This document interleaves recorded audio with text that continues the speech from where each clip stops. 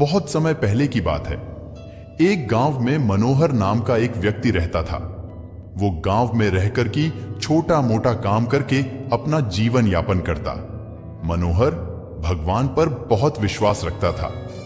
गांव में जब भी किसी के साथ कुछ अच्छा होता तो वो मंदिर जाकर भगवान से हमेशा उस चीज के लिए धन्यवाद बोलता। लेकिन गांव में जब कभी किसी के साथ कुछ बुरा होता तो वो भगवान के सामने जाकर उनसे सवाल करने लगता। सवाल करने के बाद वो अक्सर ये बोलता कि भगवान आपने उनके साथ अच्छा नहीं किया, अगर आपकी जगह में होता तो सब कुछ ठीक कर देता। मनोहर के सवाल करने की इस आदत से तंग आकर एक दिन भगवान उसके सामने प्रकट हो गए। उन्हें देखकर मनोहर आश्चर्य से भर गया। भगवान बोले, मनोहर, तुम हमेशा किसी का बुरा होने पर मेरे पास आकर मुझसे सवाल करने लगते हो और ये सोचते हो कि अगर तुम मेरी जगह होते तो सब कुछ सही होता। जैसा तुम सोचते हो ये सब उतना आसान नहीं है। मुझे हर किसी के लिए सही व्यवस्था करनी पड़ती है। एक जगह पर खड़े रहकर धैर्य से लोगों की प्रार्थनाएं, सुख दुख गुस्सा ये सब सुनना और किसे क्या। मनोहर की बात सुनकर भगवान बोले, ठीक है, अगर तुम्हें लगता है कि तुम ये सब कर पाओगे तो आज पूरे दिन मेरी जगह खड़े रहकर तुम मेरी जिंदगी जियो। लेकिन एक बात ध्यान रखना, मंदिर में हर कोई अपनी इच्छा के अनुसार कुछ ना कुछ मांगेगा। कुछ अच्छा बोलेंगे तो कुछ बुरा बोलेंगे। तुम्हें बस उनकी बातें सुननी है और धैर्य के साथ अपनी जगह में चुपचाप खड़े रहना है और अपनी तरफ से कुछ नहीं करना है। मनोहर मान गया और एक दिन के लिए वो भगवान की जगह पर खड़ा हो गया। थोड़ा देर बाद गांव का एक धनी व्यक्ति मंदिर में आया और भगवान से बोला, प्रभु, मैं अपना कारोबार दूसरे गांव में भी करने जा रहा हूं। आप मुझ पर अपना आशीर्वाद बनाए रखना। प्रार्थना पूरी करने के बाद जब वो धनी व्यक्ति भगवान के पैर छूने के लिए नीचे झुका तो उसकी जेब से पैसों की एक गड्डी गिर गई। उसने उस पर ध्यान नहीं दिया और चला गया। भगवान की जगह पर खड़ा मनोहर ये सब देख रहा था और उसने सोचा कि उसे पैसे गिरने की बात बता देनी चाहिए, लेकिन शर्त के अनुसार उसने ऐसा करना उचित नहीं समझा।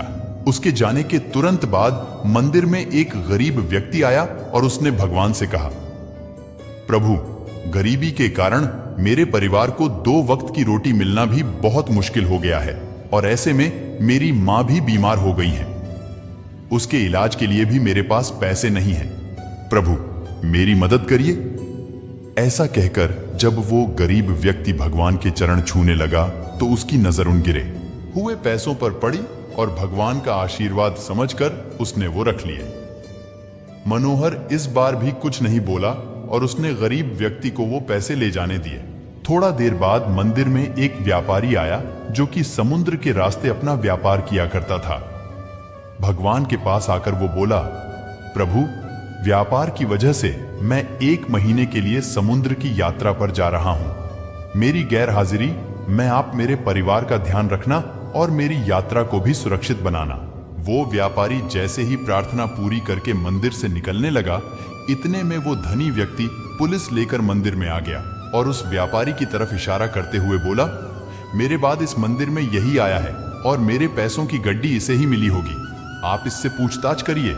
उस व्यापारी ने पुलिस को काफी समझाया कि वो गड्डी उसके पास नहीं है, लेकिन पुलिस ने उसकी एक ना सुनी और उसे पकड़कर ले जाने लगे। भगवान बने मनोहर से ये सब देखा नहीं गया क्योंकि उसकी आंखों के सामने अन्याय हो रहा था और वो सोचने लगा कि अगर अब मैं कुछ नहीं बोला तो एक बेकसूर व्यक्ति को सजा मिलेगी और जो कसूरवार है वो आराम की जिंदगी जिएगा। ऐसा सोचकर मनोहर बोल पड़ा और उसने सारी बात बता दी। पुलिस उस गरीब व्यक्ति के पास गई और उससे पैसे लाकर उस धनी सेठ को दे दिए। व्यापारी को छोड़ दिया और वो समुद्र की यात्रा में निकल गया। मनोहर इस बात से बड़ा खुश हुआ कि उसने गलत होने से रोक लिया और जो सही था वही किया। लेकिन इस सब में उसने अपनी शर्त तोड़ दी और भगवान फिर से वहां आ गए।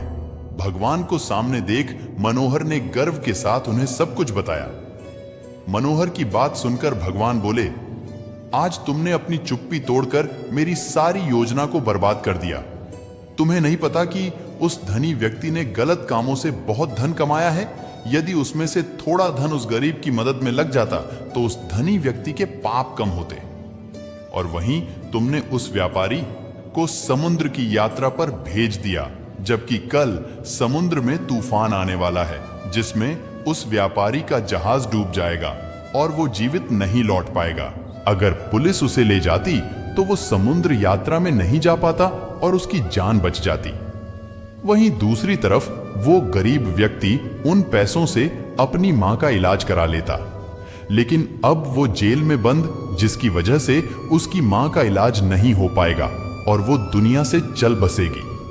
उसका परिवार अब और भी बदतर जिंदगी जीने पर मजबूर हो जाएगा।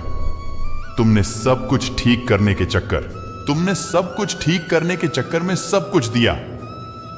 ये सब सुनकर मनोहर को एहसास हो गया कि जो भी ऊपर वाला करता है उसमें किसी ना किसी का भला ही होता है और दूसरों के लिए एक सीख होती है।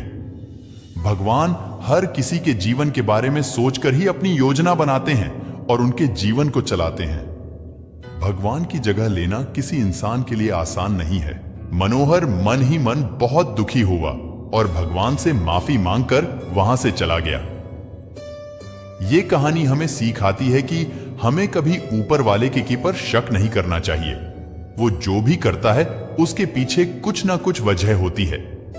जब भी हमारे संग कुछ बुरा होता है तो हम ऊपर वाले को शक की निगाहों से देखते हैं और सोचते हैं कि मेरे साथ ही गलत हो रहा है, लेकिन कई बार हमें भविष्य में उस चीज से फायदा भी हो जाता है। ऐसा भी नहीं है कि हर बुरी चीज से हमें नुकसान ही हो। कई बार कुछ चीजें हमारे सबक की तरह होती हैं और जिनके होने से हमारी जिंदगी बदल जाती है। जैसे किसी के वहां चोरी होती है तो वो ये समझ जाता है कि आगे ऐसा ना हो, उसके लिए क्या क्या सावधानी बरतनी है। उसी तरह कोई चोर चोरी करने के तुरंत बाद पकड़ा जाता है और लोग उसे खूब पीट देते हैं तो वो ये समझ जाता है कि चोरी करना सेहत के लिए कितना नुकसानदायक है।